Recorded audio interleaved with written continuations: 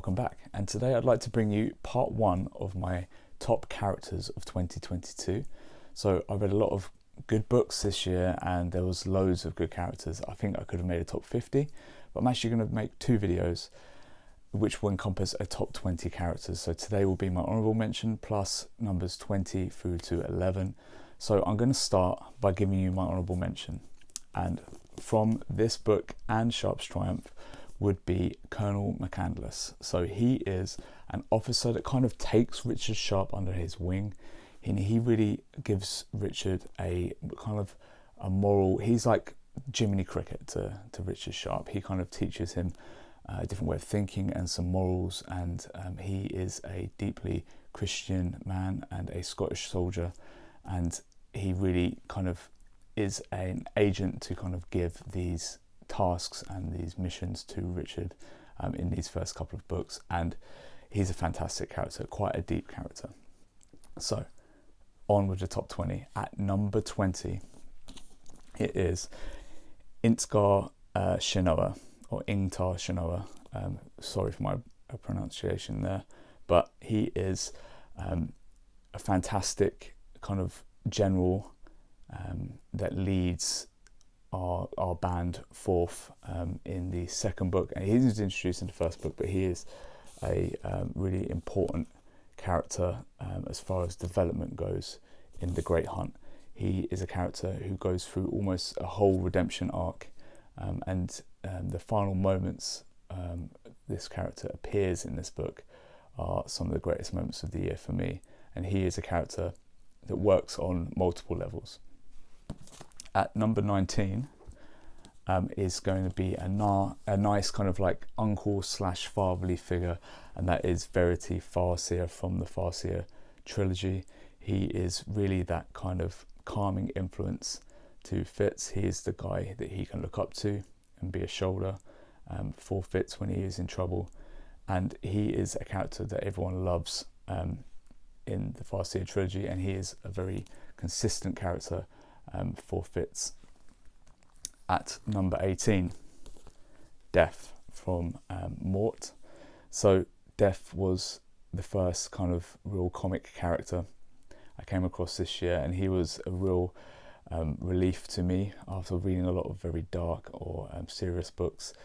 He is a character that's just, getting on with his day job, and he gets a chance to have a holiday, and he is darkly comic, and he's quite an innocent character. You wouldn't expect it from Death, but he is an innocent lad. Next up at number 17 from Pride and Prejudice will be Jane Bennet. Yeah, that is Jane Bennet. I know a lot of people expect me to choose Elizabeth, but I actually think Jane is a more likeable character, and despite the less exposure we get to Jane, I think she speaks with the author's voice more, and she's like the voice of reason and experience. She kind of sees the world in a less idealistic manner, maybe. She puts herself forward in an idealistic way, and she is probably a more stable character than Elizabeth in Pride and Prejudice. At number 16, I'm going to go with Sam Spade from The Maltese Falcon. He is, a hard-boiled private eye, and he's a hard man. He's actually quite an intelligent man, but he obviously often passes himself off as being a little less clued in than he actually is, and he gets people to drop their guard like that. But he is delightfully consistent in the way he deals with people as well. So like, as these really crazy characters are introduced to you, you just know how Sam Spade's going to be, and it's always fun to see.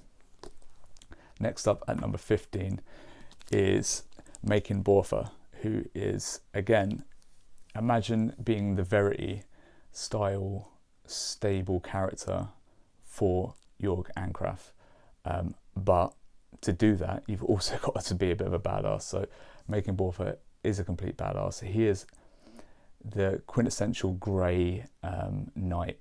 He isn't really good, he isn't really bad, but there is an element of morals to what he does, but he is also a treacherous bastard as well at the same time. So a very deep character.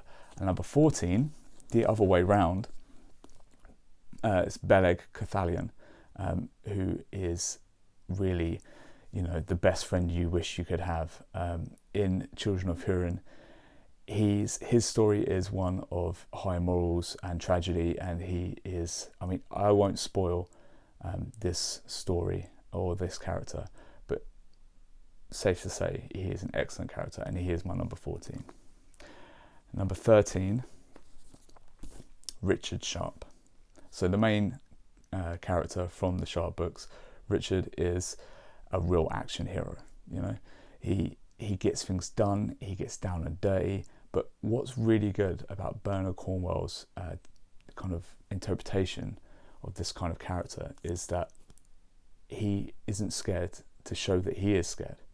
That things sometimes happen by luck, and that sometimes he's living a charmed life. And also, sometimes he doesn't want to be a soldier, he doesn't want to be doing these things, but he does understand his place in time, and what he can affect around him.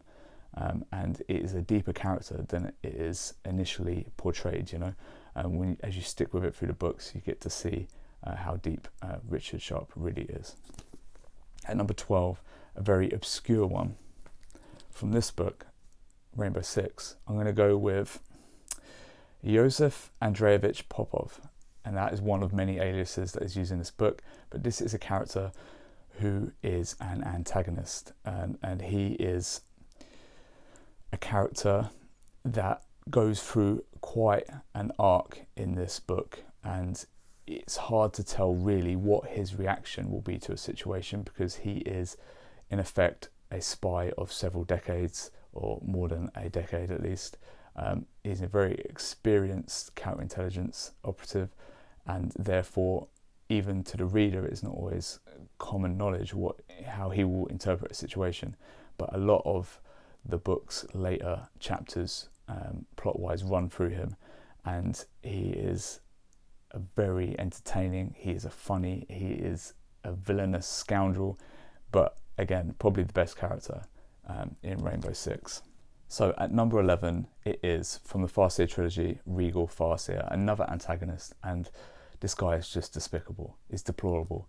He's just a vile little twit, and everyone's met a Regal Farseer, whether it was at work or at school or a family member or something, but you just can't get on with people like this. Regal Farseer, such a well realized antagonist. He doesn't have to be the big bad, he's just annoying, and you just love to see people like that get their comeuppance. So he deserves his space as number 11 on the top characters of the year, and I look forward to seeing you guys for part 2 and my top 10 characters of the year.